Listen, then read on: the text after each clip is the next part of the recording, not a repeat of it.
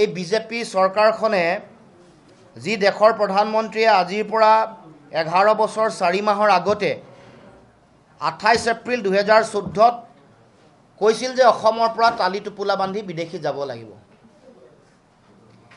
কিন্তু কোৱাৰ পাছত আজিলৈকে আমি দেখিছোঁ যে বিদেশী তেওঁলোকে না চিনাক্তকৰণ কৰিছে, না ভোটাৰ তালিকাৰ পৰা নাম কৰ্তন কৰিছে, না বহিষ্কাৰ কৰিছে। তাৰ বিপৰীতে এতিয়া নতুন এখন তেওঁলোকে নিৰ্দেশনা জাৰি কৰি অনুপ্ৰৱেশ আৰু বিদেশী ৰেহাই নিৰ্দেশনা 2025 এইখন অসমত বা ভাৰতবৰ্ষত বলবৎ কৰি অতিৰিক্ত আৰু 10 বছৰৰ বিদেশীৰ বোজা অসমক দিলে। সৰ্বমুঠ 53 বছৰৰ বিদেশীৰ বোজা অসমত তেখেতে ইতিমধ্যে দিয়াৰ সিদ্ধান্ত গ্ৰহণ কৰিছে। গতিকে আমি দেশৰ প্ৰধানমন্ত্ৰী অসমলৈ অহাৰ এই ক্ষণত আমি আপোনাক সুধিব খুজিছোঁ যে আপুনি 16 মে দিনটো ক'লে, তাৰিখটো আমি পালোঁ। 16 মে 2014 চনত যিদিনাখন আপুনি কৈছিলে 16 মেৰ পিছত তালি টোপোলা বান্ধি যাব লাগিব বুলি, সেই দিনটোৰ পৰা 11 বছৰ 4 মাহ সম্পূৰ্ণ কৰিব। অহা কাইলৈ 4 মাহ 15 দিন সম্পূৰ্ণ কৰিব। আপুনি দিন ক'লে, এতিয়া চনটো অনুগ্ৰহ কৰি এবাৰ কৈ যাবৰ কাৰণে আমি আহ্বান জনাইছোঁ। কাইলৈ আপুনি অসমৰ মাটিত অহাৰ লগে লগে কোন চনৰ ভিতৰত বিদেশী আপুনি তালি টোপোলা অসমৰ পৰা যাব লাগিব, তালি টোপোলা বান্ধি, সেই কথাটো অসমৰ ৰাইজক ক'ব লাগে। এই প্ৰশ্ন আমি উত্থাপন কৰিব খুজিছোঁ আৰু ক'ব খুজিছোঁ যে অসমৰ প্ৰতি আপোনালোকৰ এই ব্যৱহাৰ বা এই দৃষ্টিভংগী কিয়?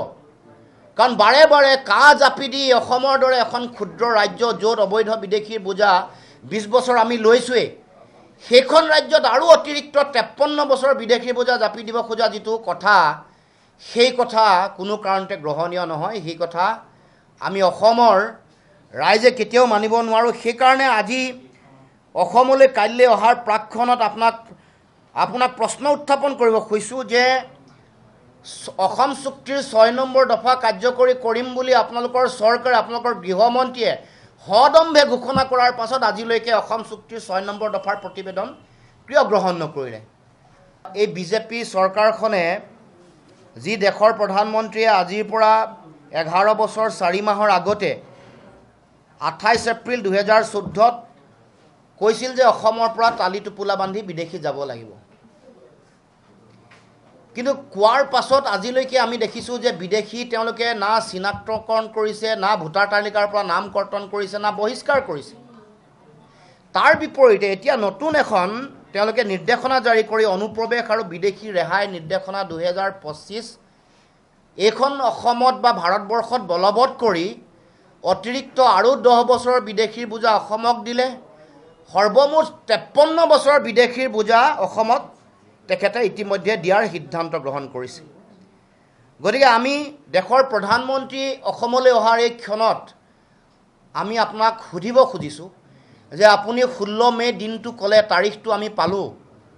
16 মে 2014 চনত যিদিনাখন আপুনি কৈছিলে 16 মেৰ পিছত তালি টোপোলা বান্ধি যাব লাগিব বুলি, সেই দিনটোৰ পৰা 11 বছৰ 4 মাহ সম্পূৰ্ণ কৰিব। অহা কাইলৈ 4 মাহ 15 দিন সম্পূৰ্ণ কৰিব।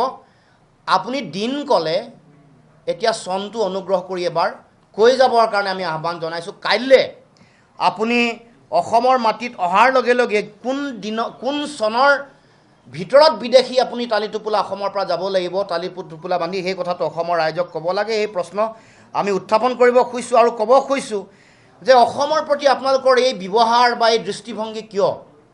কাৰণ বাৰে বাৰে কাহ জাপি দি অসমৰ দৰে এখন ক্ষুদ্ৰ ৰাজ্য, য'ত অবৈধ বিদেশীৰ বোজা 20 বছৰ আমি লৈছোঁৱেই, সেইখন ৰাজ্যত আৰু অতিৰিক্ত 53 বছৰৰ বিদেশীৰ বোজা জাপি দিব খোজা যিটো কথা, সেই কথা কোনো কাৰণতে গ্ৰহণীয় নহয়। সেই কথা আমি অসমৰ ৰাইজে কেতিয়াও মানিব নোৱাৰোঁ। সেইকাৰণে আজি অসমলৈ কাইলৈ অহাৰ প্ৰাকক্ষণত আপোনাক প্ৰশ্ন উত্থাপন কৰিব খুজিছোঁ যে অসম চুক্তিৰ 6 নম্বৰ দফা কাৰ্যকৰী কৰিম বুলি আপোনালোকৰ চৰকাৰে, আপোনালোকৰ গৃহমন্ত্ৰীয়ে সদম্ভে ঘোষণা কৰাৰ পাছত আজিলৈকে অসম চুক্তিৰ 6 নম্বৰ দফাৰ প্ৰতিবেদন কিয় গ্ৰহণ নকৰিলে?